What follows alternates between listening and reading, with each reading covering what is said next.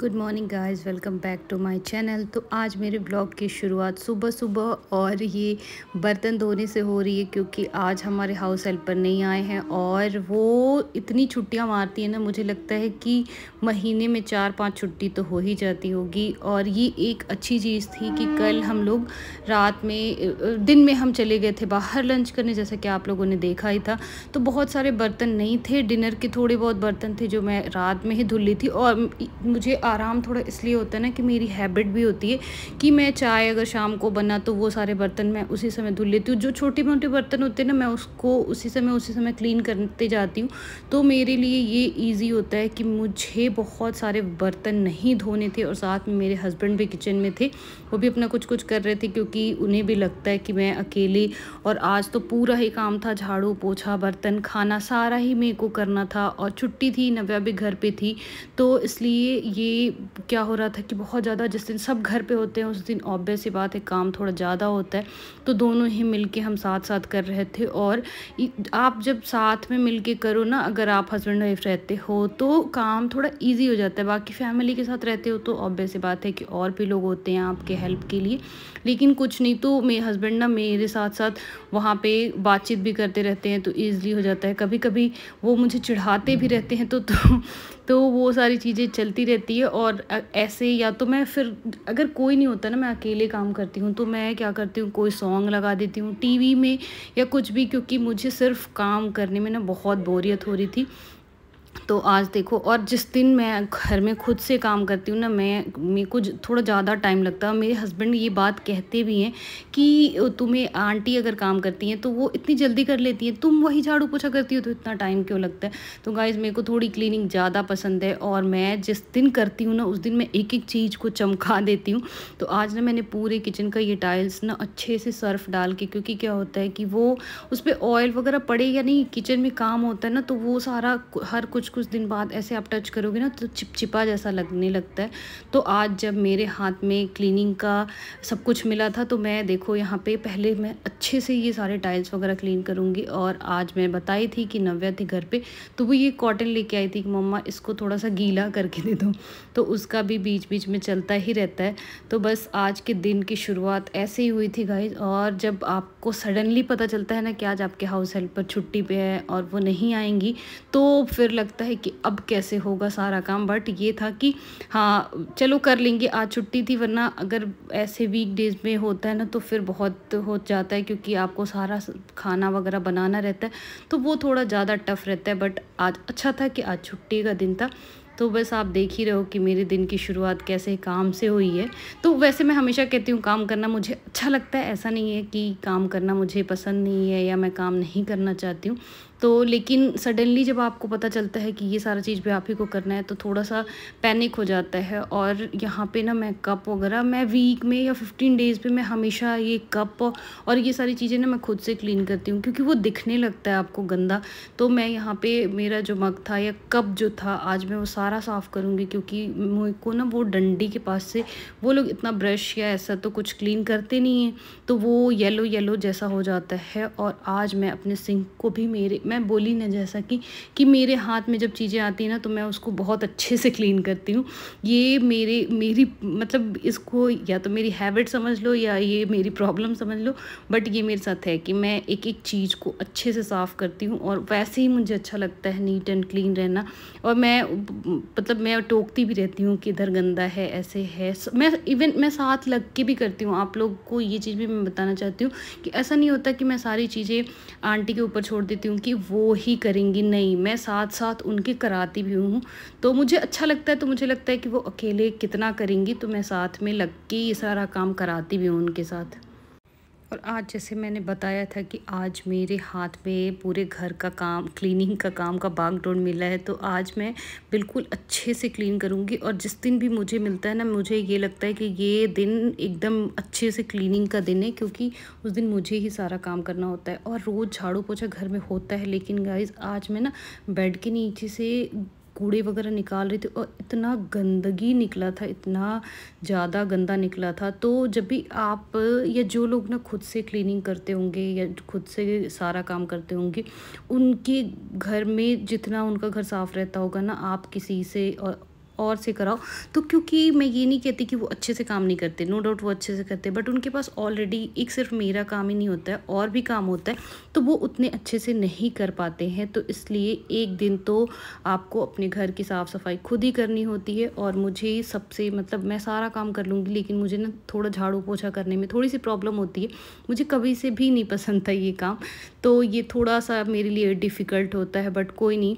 आप अगर वर्कआउट का या फिर बहुत लोगों को वेट लूज़ करना होता है, तो सबसे अच्छा एक्सरसाइज तो झाड़ू पोछा होता है, क्योंकि आपको उठना बैठना बार बार होता है। और गर्मी में तो और भी हालत ख़राब हो जाती है गाइस, क्योंकि साथ में ना इतना पसीना निकलता है। और मैं आज यहाँ पे हाथ से पोछा नहीं कर रही थी, आज मैं डंडे से पोछा कर रही थी, क्योंकि सारा काम करने के बाद अभी आपको खाना वगैरह भी बनाना होता है। तो आज गाइस मेरे अंदर इतनी एनर्जी नहीं बची हुई थी कि आज मैं बैठ के पोछा करूँ। थोड़ा सा डंडे से उतना मतलब आप हाथ से करो ना तो कोने कोने से चीज़ें अच्छे से निकल जाती हैं, बट आज मैं सोची थी कि नहीं, आज मैं डंडे से ही करूँगी। तो बस यहाँ पे देख ही रहे हो आप कि मैं पोछा कर रही हूँ, और साथ में नव्या को देखो उसका गेम भी ऑन है, क्योंकि मैं और वही थे इस समय घर पे, तो उसको खेलना था, ऑब्वियस सी बात है। और मैं जब झाड़ू पोछा करती हूँ तो या तो वो स्कूल रहती है या फिर घर पे रहती है, तो मैं उसे एक जगह कहीं बिठा देती हूँ, इधर उधर भागती है तो मुझे डर भी लगता है, क्योंकि पैर फिसल जाने का डर रहता है। या फिर अगर झाड़ू में भागेगी तो कूड़ा इधर उधर होता है, तो वहाँ पे देखो मैं उसे बिठा दी थी और वो वहाँ पे अपना खेल रही थी।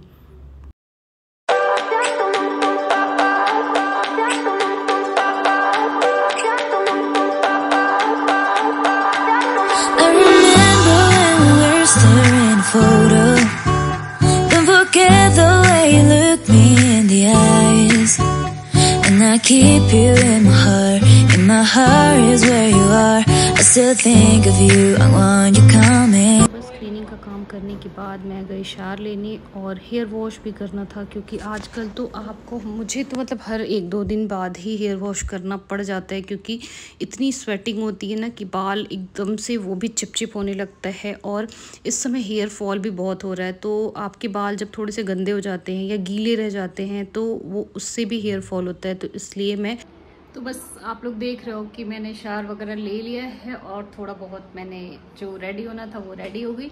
तो अब चलते हैं किचन में, क्योंकि आज कुछ स्पेशल बना रही हूँ मैं। आज संडे था, तो संडे में हमेशा ही कुछ ना कुछ अलग बनाती हूँ लंच में, तो आज मैं स्पेशल लंच बना रही हूँ। तो चलते हैं, अब वहाँ मिलते हैं। और यहाँ देखो आज मैं कुछ स्पेशल सा लंच बना रही थी, क्योंकि मैं बताती हूँ कि हमेशा मैं वीकेंड पे कुछ ना कुछ अच्छा बनाती हूँ, चाहे वो रात में बनाऊँ या फिर दिन में बनाऊँ, बट एक बारी मैं कुछ अच्छा बनाती हूँ। तो आज मुझे गाइस पहले से पता नहीं था कि मुझे मॉर्निंग से इतना सारा काम करना होगा, और मैंने रात में ही प्लान कर लिया था कि लंच में क्या बनाना है। और मैं हमेशा मतलब नेक्स्ट डे का मैं रात को ही प्लान कर लेती हूँ। तो आज मैं दाल वाली पूरी, और ये आप देख रहे हो मीठी चटनी, और भी बहुत सारी चीज़ें मैंने बनाई है। तो यहाँ पे मैं बना रही थी आलू और परवल की भुजिया, क्योंकि नव्या का है कि वो कोहड़े की सब्ज़ी नहीं खाती है, या मेरे हस्बैंड भी नहीं खाते हैं, वो उतने मन से नहीं खाते। तो मैं जिन लोगों को ये कोहड़ा नहीं खाना था उनके लिए ये बना रही थी। तो बस आज का लंच मेरा ये था, और काफ़ी दिन से मेरा ये मन हो रहा था गाइज़ कि मैं ये बनाऊँ। लेकिन कहते हैं ना कि जिस चीज़ का जब टाइम होता है तभी वो चीज़ें होती हैं। क्योंकि अगर मुझे ना इस समय पता चलता मॉर्निंग में कि आज मेरी हाउस हेल्पर नहीं आएगी, तो मैं सच में ये नहीं बनाती, क्योंकि इसमें आपको एक तो मुझे अकेले ही करना होता है, और सारी चीज़ें आप देख रहे हो कि मैंने 2 सब्जियां बनाई हैं, मीठी चटनी बनाई है, और उसके बाद दाल वाली पूरी के लिए मैं यहाँ पे प्रिपरेशन कर रही हूँ। तो सब ना बहुत लंबा हो जाता है, तो मेरे अंदर इतनी एनर्जी नहीं बचती। लेकिन आज मैंने प्लान कर लिया था तो बनाना ही था। और मतलब ये तो मैं हमेशा कहती हूँ कि खाना तो बनाना मेरे बहुत दिल के करीब है। ये चीज़ें मैं इसको एक लाइक समझो कि कितना भी मैं थकी रहूँ या मेरे को कुछ भी हो, लेकिन मेरे को खाना बनाना बहुत अच्छा लगता है। तो मैं जितना स्ट्रेस होता है ना मेरा यहाँ रिलीज़ हो जाता है किचन में। तो मैं बनाने लगी हूँ दाल की पूरी। और अगर आप लोग को इसकी रेसिपी जाननी है ना, तो मैं प्रॉपर आप लोग को एक इस पे वीडियो बना दूँगी, लेकिन मैं अभी क्विक दिखा रही थी क्योंकि मैंने ऐसा कुछ इसके लिए शूट किया नहीं था। तो यहाँ पे देखो मैं दाल में जो मैं मसाले डालती हूँ वो मैंने भून लिया है, और बस उसको फिर थोड़ा सा मिक्सी में दाल डाल के मैं उसको पीस लूँगी और फिर उसे दाल में मैं मिला दूँगी और मसाला हो जाएगा रेडी। और बहुत ही चटपटा ये पूरी बनता है। अगर आप इतनी सारी सब्जियां नहीं बनाए हो तो भी आप इसको ना सिर्फ मीठी चटनी के साथ खा सकते हो और ये बहुत टेस्टी लगता है। और मुझे लगता है ना कि मैं अगर कहीं ट्रैवल करती हूँ तो मुझे ये पूरी बहुत अच्छी लगती है, क्योंकि सॉफ्ट, एक तो आपका सॉफ्ट रहता है और साथ में आपको बहुत सारी चीज़ें बनाने के लिए की ज़रूरत नहीं होती। आप सिर्फ एक चटनी बनाओ और आपका हो गया। और जब भी मैं ये गाइस दाल वाली पूरी बनाती हूँ ना तो मैं दाल थोड़ा ज़्यादा बना लेती हूँ, क्योंकि मुझे ना एक दिन में मतलब मेरे को वो सेटिस्फेक्शन नहीं मिलता है। मैं 1-2 दिन उसे खाती हूँ तो मैं यहाँ पे जो दाल बचता है उसे मैं फिर से फ्रिज में रख लेती हूँ। तो यहाँ पे देखो आप, मेरा दाल हो गया है रेडी। और मैं बता रही थी कि हम दाल ज़्यादा बनाती हूँ, तो आप लोग देख ही रहे हो कि दाल इतना है कि इसके बाद भी 1-2 दिन मैं इसे खाऊँगी। तो बस दाल वगैरह करने के बाद यहाँ पे मैं गूँथूँगी आटा। और इसका जो आटा होता है ना, ये थोड़ा सॉफ्ट गूँथना होता है। जैसे जो भी पराठे या स्टफ़्ड पराठे जो बनाते हैं ना, उसका थोड़ा आटा थोड़ा सा गीला गूँथना होता है आपको। तो बस गेहूं का आटा ले लो आप, उसमें थोड़ा सा नमक ऐड कर दो और पानी। बट हाँ, ये होता है कि थोड़ा ज़्यादा गूँथना होता है। और बाकी जो हम रोटी के आटा जितना हम उसको कड़ा रखते हैं ना, उससे थोड़ा सा हमें इसे ज़्यादा गीला करना होता है, क्योंकि आप जब इसमें भर के और बेलते हो तो आटा जितना ही आपका सॉफ्ट रहेगा ना, वो पूड़ियाँ आपकी फटेंगी नहीं। और उसके बाद मैं यहाँ देखो मैं बनाने लगी हूँ पूड़ी। तो गाइज़ ये ना मैं एप्रन अभी ख़रीद के लाई थी। मैं आप लोग को बताई थी कि ये मैं ख़रीद के लाई हूँ, बट मैं यूज़ नहीं करती थी। बट क्या होता है ना कि इससे मैं जो भी कपड़े पहनती हूँ ना, वो मेरे पूरे आगे से गंदे हो जाते हैं। मैं बिल्कुल एकदम स्लैब में टच होके मैं काम करती हूँ। तो अब मैंने सोचा है मैं इसे किचन में ही अब रखी हूँ, क्योंकि मुझे दिखेगा तो मैं आलस नहीं करूँगी और इसका यूज़ करूँगी। तो ये बहुत मतलब ऑब्वियस सी बात है, ये आपके कपड़े इससे नहीं गंदे होंगे। तो आज मैंने इसे फाइनली निकाल ही लिया, क्योंकि सूट या कुछ भी पहनो वो आगे से पूरे ख़राब हो जाते हैं। तो फिर पूरे दिन या तो चेंज करो, और चेंज करने के बाद भी ना जब मैं उसे आप वॉश भी करोगे ना तो वो पूरे अच्छे से नहीं निकलता। वो 1-2 बार वॉश करो तभी कभी कभी किसी ऑयल का या किसी चीज़ का छींटा वगैरह पड़ जाता है तो वो कपड़े गंदे हो जाते हैं। तो इसीलिए मैं इसे किचन में ही रखी हूँ कि मुझे हर दिन ये दिखेगा और मैं हर दिन इसे यूज़ करूँगी, ताकि मेरे कपड़े ना ख़राब हो।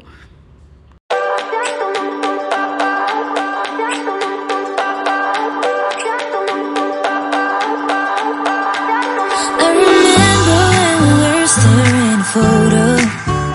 Don't forget the way you look me in the eyes, and I keep you in my heart. In my heart is where you are. I still think of you. I want you coming back.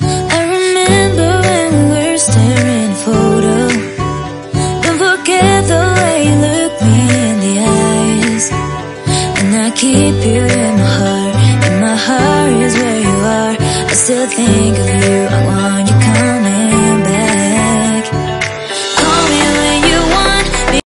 और आप देखो जैसा मैं बताई थी ना कि थोड़ा आटा सॉफ्ट गूँथोगे तो, और थोड़ा गीला, तो आपकी पूड़ियाँ कितनी बड़ी और कितनी मतलब एक बहुत पतली बनती है और बिल्कुल कड़ी भी नहीं होती है। आप इसे कितनी भी देर रख सकते हो, बिल्कुल सॉफ्ट। और मैं ना हमेशा ये जो दाल वाली पूड़ियाँ मैं बनाती हूँ ये सरसों के तेल में बनाती हूँ। तो गाइस आप लोग भी इसे बनाना तो सरसों के तेल में बनाना, और बहुत टेस्टी होता है। मतलब वो जो सरसों के तेल का फ्लेवर आता है ना, वो मुझे बहुत अच्छा लगता है। तो देखो यहाँ पे मेरे पराठे कितने अच्छे सॉफ्ट और देखने में इतना टेस्टी लग रहा था वो।